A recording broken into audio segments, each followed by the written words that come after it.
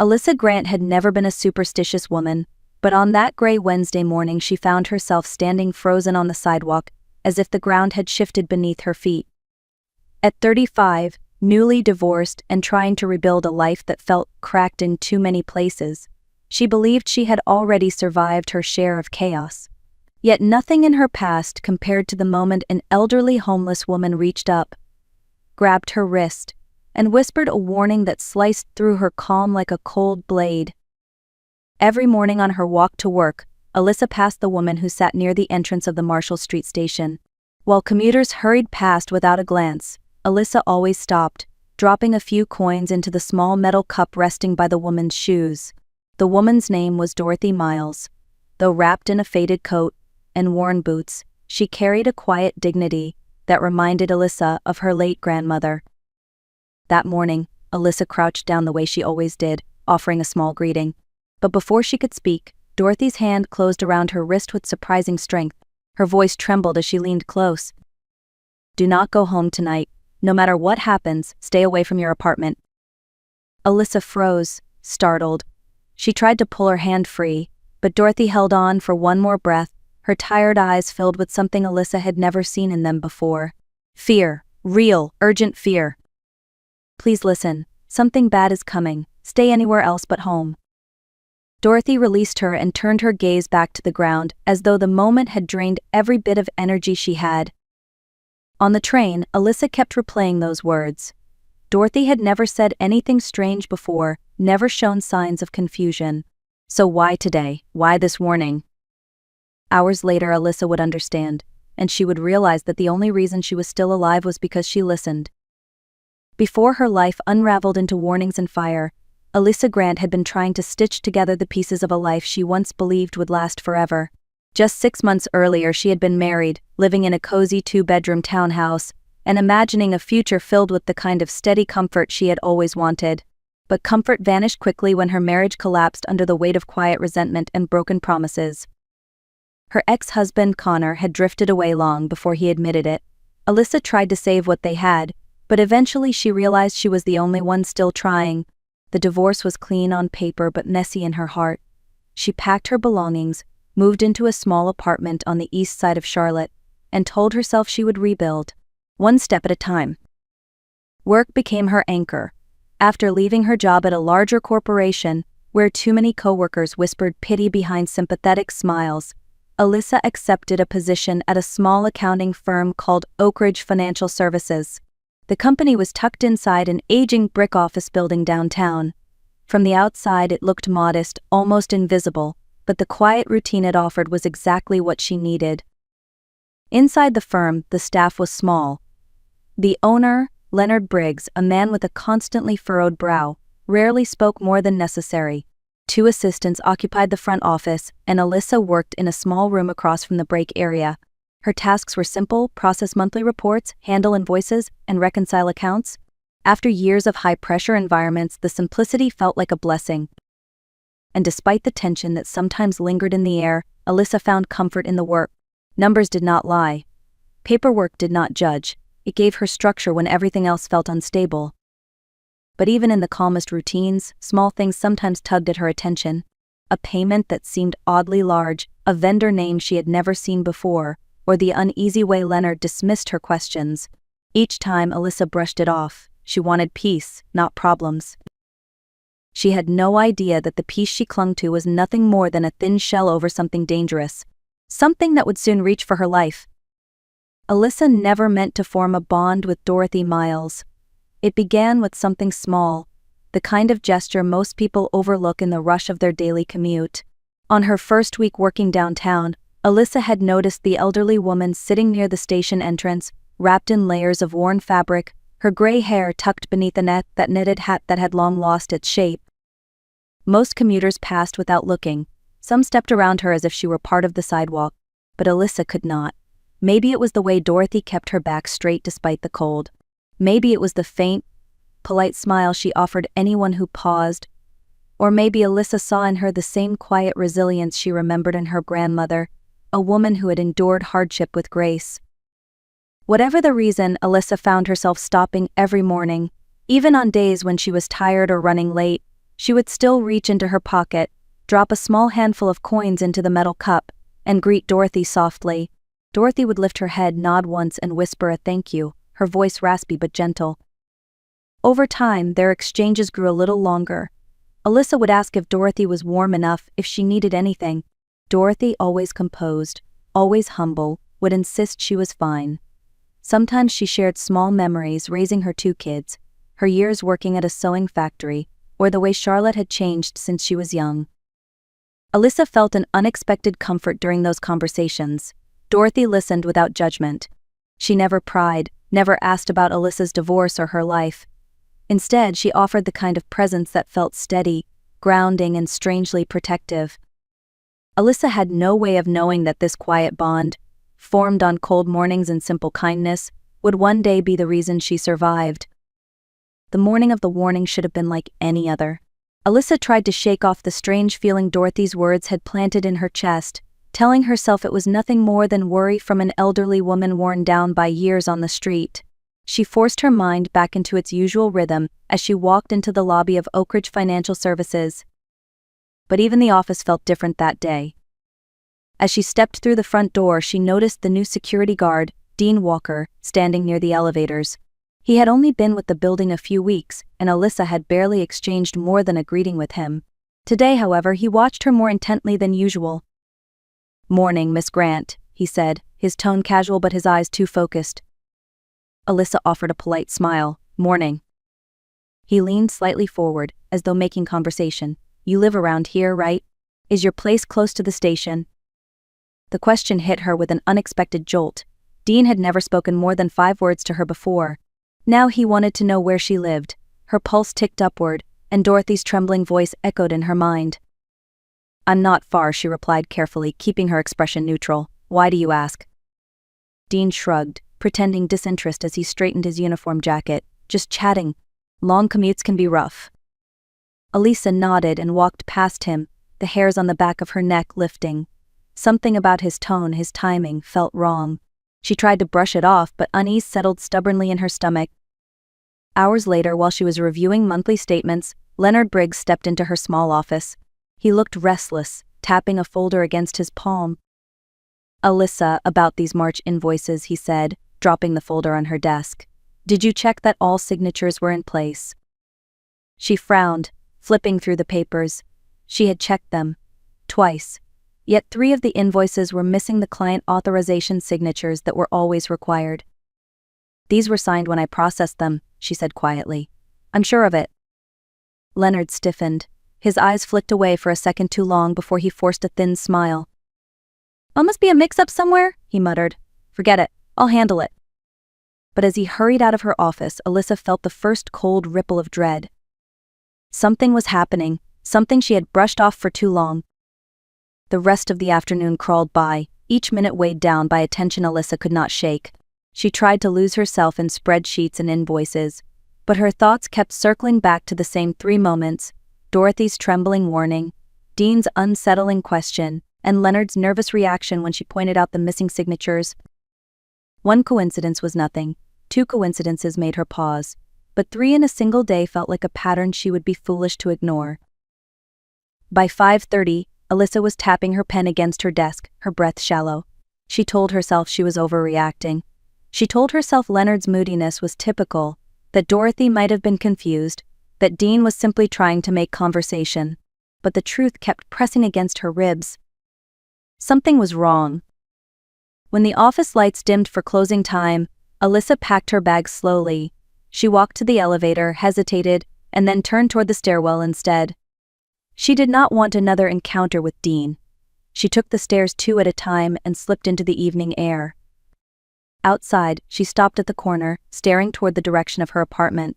She imagined unlocking her door, dropping her keys onto the table, making a simple dinner, going to bed. The life she knew, the life she wanted back.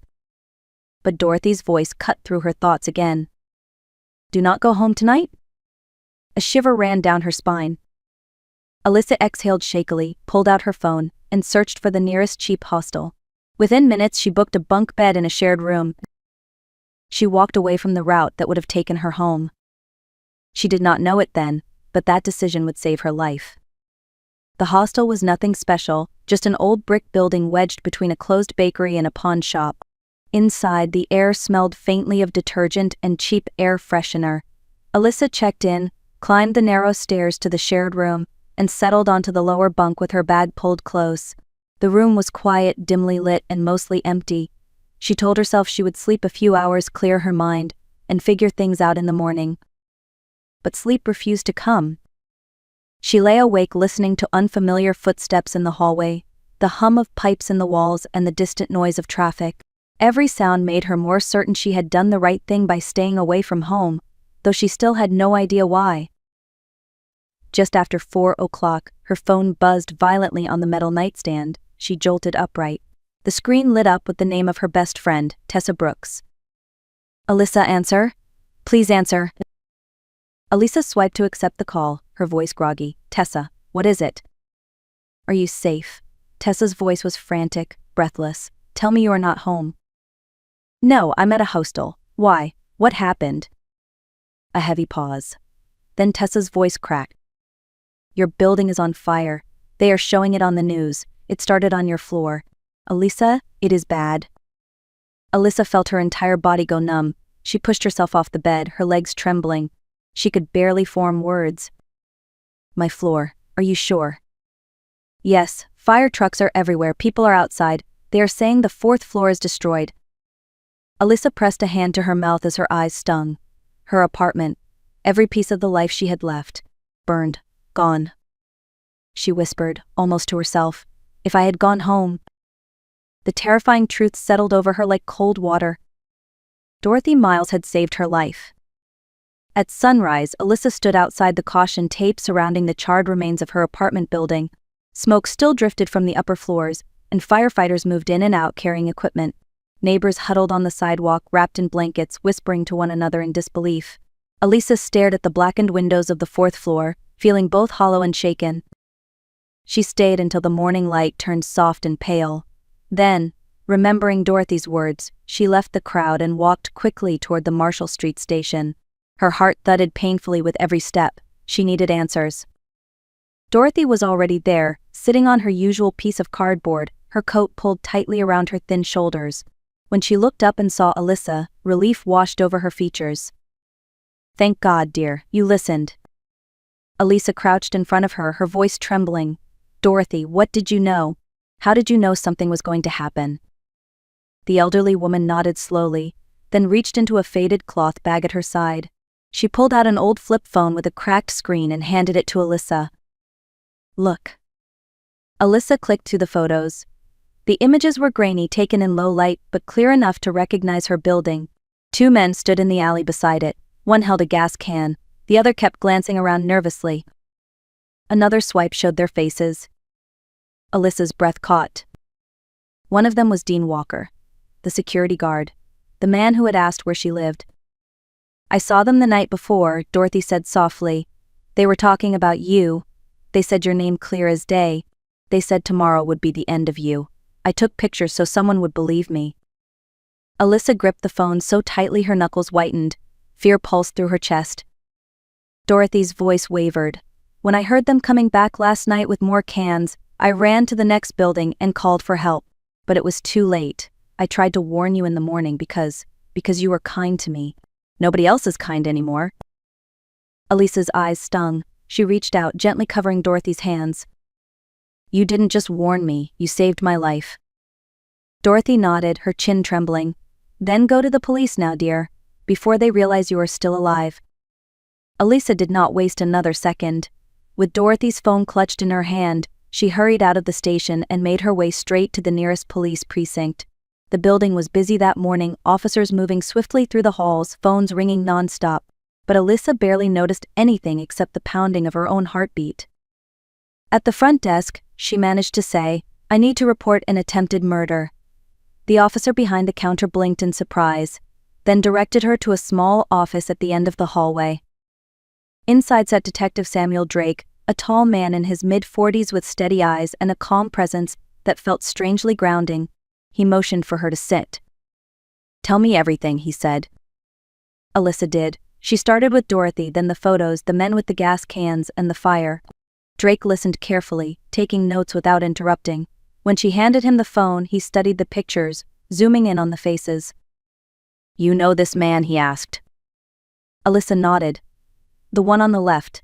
That is Dean Walker, the security guard at my office building. He asked where I lived yesterday." Drake's expression hardened. "All right, we will process these images immediately. But I need you to avoid going anywhere crowded or predictable. If they think you survived, they may try again." The room suddenly felt colder. "Detective," Alyssa whispered, "why would anyone want to kill me?" Drake closed his notebook. "That is what we are about to find out. But based on what you have told me, I suspect you stumbled onto something at work without realizing it." He stood and opened the door for her. "Go stay with someone you trust. Do not go home. Do not go near your office. I will contact you as soon as we have something." Alyssa nodded, her legs unsteady as she left the precinct. Whatever was happening was bigger than she had imagined. And she was no longer running from a coincidence. She was running from people who wanted her gone. Alyssa left the precinct feeling like the city around her had tilted off its axis. The streets looked the same, cars still rushed by, people still hurried to work, but nothing felt normal. She called her closest friend, Tessa Brooks, and explained everything in a breathless rush. Tessa insisted she come straight to her apartment on the north side of town. Once Alyssa arrived, Tessa pulled her inside and locked the door behind them. "Sit. Tell me everything again, slowly this time."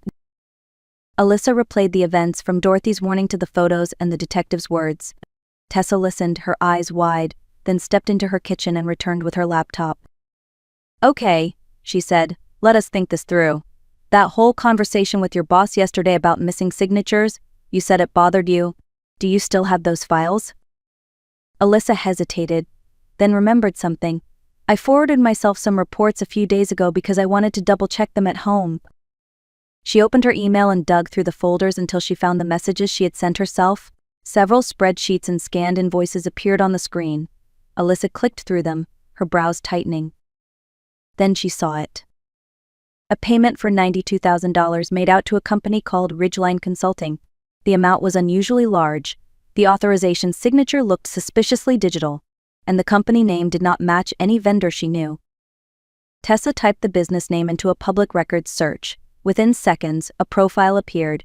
The company was newly formed, registered to a rundown mailbox center, with no website, no phone number, and no legitimate activity. "This is a shell company," Tessa said quietly. "Alyssa, this is fraud, serious fraud." Alyssa stared at the screen, her heart dropping. And suddenly everything clicked. The missing signatures, the nervous behavior, Dean's question, the fire. Someone at her office was stealing money. And they believed Alyssa had noticed. Detective Drake called Alyssa just after 7 that evening. His voice was firm but carried a note of urgency. "Alyssa, we verified the photos. One of the men is indeed Dean Walker. The other is still being identified. You need to stay where you are and avoid any public places." Alyssa nodded even though he could not see her. "I understand. Detective, there is something else. I found suspicious payments in the company records. I think Oak Ridge Financial is involved in something illegal." "Send everything you have to my email," Drake replied, "right now."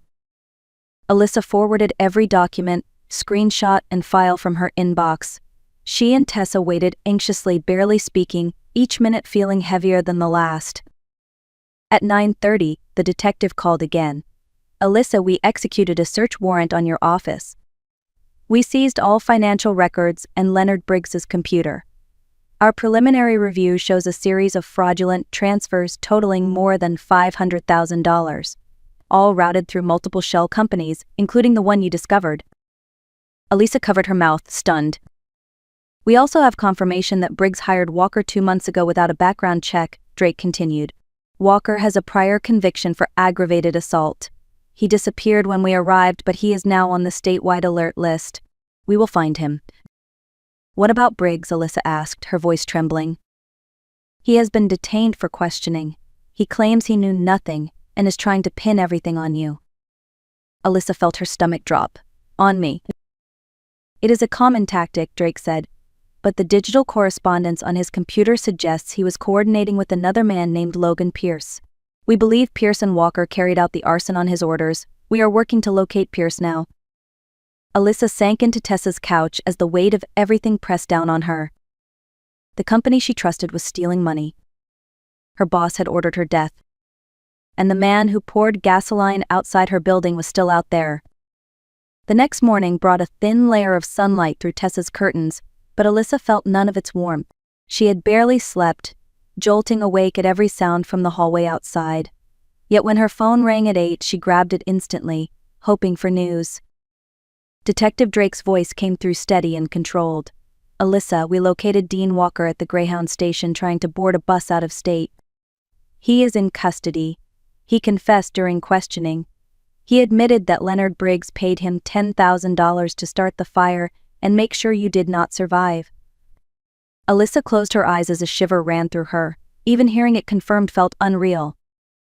Walker also named the second man in the photographs, Drake added, Logan Pierce. "We arrested him early this morning. Both men are cooperating and the evidence is strong." Alyssa let out a shaky breath. "So it is over." "For now, yes. Briggs has been formally arrested on charges of fraud, conspiracy, and attempted murder. You will need to give a full statement soon, but the immediate danger has passed." When the call ended, Alyssa sat back on the couch, her whole body trembling, not from fear this time but from release. Tessa wrapped an arm around her shoulders. "You are safe now," she said softly. "You made it through." Over the next week, Alyssa slowly began piecing her life back together. She met with investigators, secured her insurance claim for the destroyed apartment, and started searching for new work. With Tessa's encouragement, she applied to several accounting positions and eventually accepted a job at Harborstone Accounting Group, a reputable firm with a supportive environment. For the first time in months, Alyssa felt the faint but steady rise of hope. Her life had been burned to ashes, but she was finally rebuilding it. Even as Alyssa settled into her new job and began adjusting to a safer, steadier routine, her thoughts kept returning to Dorothy Miles.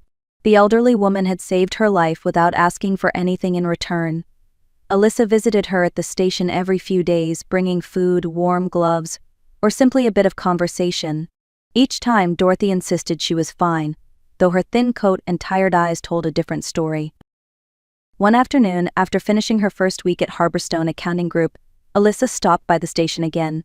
Dorothy was sitting in her usual place, hunched against the cold concrete wall. Alyssa crouched beside her. "Dorothy, you should not be out here like this. You need somewhere warm, somewhere safe." Dorothy gave a weary smile. "I have nowhere else, dear. I sleep where I can. I get by." Alyssa shook her head. "Not anymore. You helped me when you did not have to. Now it's my turn." That evening, Alyssa called Detective Drake to ask if he knew of any public programs for seniors. He gave her the contact information for a nearby assisted living facility called Willowview Haven, known for its compassionate staff and clean environment. Alyssa made an appointment and visited the next day. The director, a warm woman named Rachel Darden, greeted her with kindness. "We do have a room available," she explained. "If your friend is willing to come in, we can evaluate her and hopefully get her settled quickly." Alyssa returned to the station that same afternoon, her heart pounding with hope. Dorothy watched her approach, puzzled by her excitement. "Dorothy, I found a place, a real place, a room, meals, nurses, people who will care for you." The elderly woman's lips trembled. "Are you sure, dear? That sounds too good for someone like me." "It is not too good," Alyssa said firmly. "It is what you deserve." The next day, Alyssa helped her into a cab and brought her to Willowview Haven. Staff members welcomed her with gentle voices, offering clean clothes and warm tea. Dorothy's eyes filled with tears as she stepped into her small but cozy room. A bed with fresh linens, a nightstand, a window overlooking a courtyard. "Dear," she whispered, voice cracking, "I feel like I am dreaming." Alyssa squeezed her hand. "This dream is real, Dorothy, and it is yours now." For the first time in years, Dorothy Miles had a home. 2 months passed before Alyssa heard from Detective Drake again. The investigation was complete, and the trial dates were set. Briggs, Walker, and Pierce were all facing long prison sentences. Alyssa thought part of her life was finally behind her until she received an unexpected call from a man who introduced himself as Michael Turner, Briggs's attorney. "Ms. Grant, my client has requested to speak with you, only if you are willing. It would take place at the county detention center under full supervision. He says it concerns closure." Alyssa hesitated. Every instinct told her to refuse, but a quiet part of her needed to look the man who tried to end her life in the eye. She agreed. That Saturday, she walked through the sterile halls of the detention center and was led into a visitation room. A sheet of thick glass separated her from Leonard Briggs.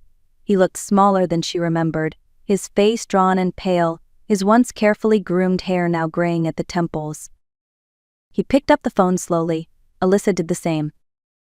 "I know I have no right to ask anything of you," Briggs began, "but I wanted to say I am sorry. I lost control. I made choices I can never undo." Alyssa remained silent, letting him speak. "I was drowning in debt. I thought the money would fix everything. And when you noticed something was off, I panicked. Instead of admitting what I did, I tried to erase the problem. I almost destroyed you because I was a coward." Alyssa finally spoke, her voice steady. "I do not forgive you. But I do not need to carry anger either. You will face the consequences of your choices. That is enough."